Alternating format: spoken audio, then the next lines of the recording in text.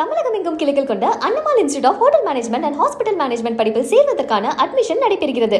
தற்பொழுது நம்முடைய இணைப்பில் மூத்த பத்திரிகையாளர் திரு ஐயநாதன் இணைந்திருக்கிறார். Ayyanathan sir, KA. செங்கோட்டையனின் இந்த கருத்தை எப்படி நீங்க பாக்குறீங்க? இது ஒரு அழுத்தம் திருத்தமான அண்ணா திராவிட முன்னேற்ற கழகத்தில் ஒரு மாற்றத்தை கொண்டு வர வேண்டும் என்கின்ற ஒரு முனைப்பான முயற்சியினுடைய முன்னெடுப்பு தான் இதுன்னு நான் நினைக்கிறேன். இதுக்கு பின்னாடி வேற பாஜக இருக்கு. அதனால பாஜகவினுடைய ஆதரவோடு முன்னெடுக்கக்கூடிய ஒன்று, பாஜக ஆதரவு சக்திகளோட அண்ணா திராவிட முன்னேற்ற கழகத்தில் இருக்கக்கூடியவர்களோட சேர்ந்து செங்கோட்டையன் முன்னெடுக்கிறாரு. ஆனா இன்னைக்கு வந்துட்டு அவர் மட்டும் பேசியிருக்கிறார். விரைவில் பாத்தீங்கன்னா இப்ப இந்த கோரிக்கையை வந்துட்டு எடப்பாடி பழனிசாமி அவர்கள் ஏற்றுக்கொள்ளவில்லை என்றால் அந்த கட்சிக்குள்ள வந்துட்டு நிச்சயமான ஒரு பிரளயம் உருவாகும். அதில் வேறுபட்ட கருத்து இல்லை. காரணம் என்னன்னா, எல்லாருக்கும் ஒரு விஷயம் தெரியும், எடப்பாடி பழனிசாமியினுடைய தலைமை மட்டுமே அதிமுகவுக்கு வெற்றியை பெற்று தரப்போவதில்லை அப்படின்றது. இன்னொன்னு, அதிமுக ஒன்றிணைஞ்சா தான் அதுக்கு பலம், அது பழைய பலத்தை பெற முடியும் அப்படின்றது இன்னொன்னு.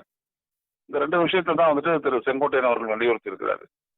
அதனால ஒரு 10 நாள் அவரு எடப்பாடி பழனிசாமி இதுக்கெல்லாம் வந்துட்டு ஒத்து வர போறது இல்லை. அவருடைய தலைமையை காப்பாற்றிக் கொள்வதில் அவர் குறியா இருப்பாரு. அப்புறம் மற்றவங்க என்ன செய்யறாங்க அப்படின்றத பார்க்கணும். இப்போ செங்கோட்டையனுக்கு ஆதரவா எஸ்.பி. வேலுமணி, தங்கமணி, அன்பழகன் இவங்கெல்லாம் எப்படி ரியாக்ட் பண்றாங்கன்றத பார்க்கணும்.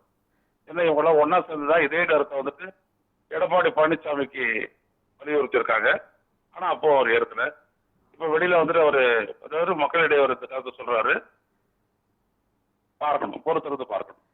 சார், இவ்வளவு நாள் இருந்து இப்போ 10 நாள் கெடு அப்படின்னு விதித்திருக்காரு. இதை எப்படி புரிஞ்சுக்கிறது? இது எந்த அளவுக்கு ஒரு தாக்கத்தை ஏற்படுத்தும்? உங்களுடைய கணிப்பு எப்படி இருக்குங்க சார்? கண்டிப்பெல்லாம் இருக்கட்டும். 10 நாள் அப்படின்றது என்ன அப்படின்னோம்னா, அடுத்த கட்ட நடவடிக்கை எல்லாம் பிளான் போட்டாங்கன்னு அர்த்தம். எடப்பாடி ஒத்துக்கல அப்படின்னோம்னா அடுத்த 10 நாள் என்ன நடவடிக்கை அப்படின்றது எனக்கு தெரியும், நாங்க ரெடியா வச்சிருக்கிறோம் அப்படின்னு அர்த்தம்.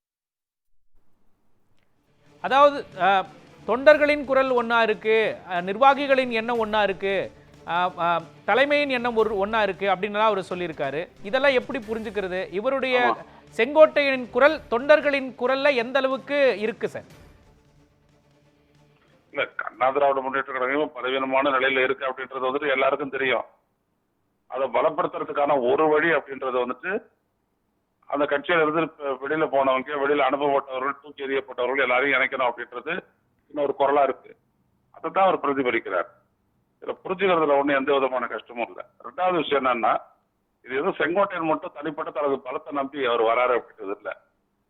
நீங்க நயனா நாகேந்திரன் சொல்றாரு பாருங்க, ஒன்றுபட்ட அதிமுக. ஏன்னா பாஜகவுக்கு வந்துட்டு ஒன்றுபட்ட அதிமுக தேவைப்படுது. எந்த பாஜக அதிமுக தூதுளா உடைச்சதோ அதே பாஜகவுக்கு இன்னைக்கு வந்துட்டு ஒன்றுபட்ட அதிமுக தேவைப்படுது, வெற்றி பெறுவதற்கு அல்லது திமுக வீழ்த்துவதற்கு, எப்படி வேணாலும் வச்சுக்கோங்க. எனவே அந்த குரலா அந்த பின்புலத்தோட தான் இவர் வந்துட்டு இன்னைக்கு இந்த சந்திப்பு நடத்தி இருக்கிறாரு.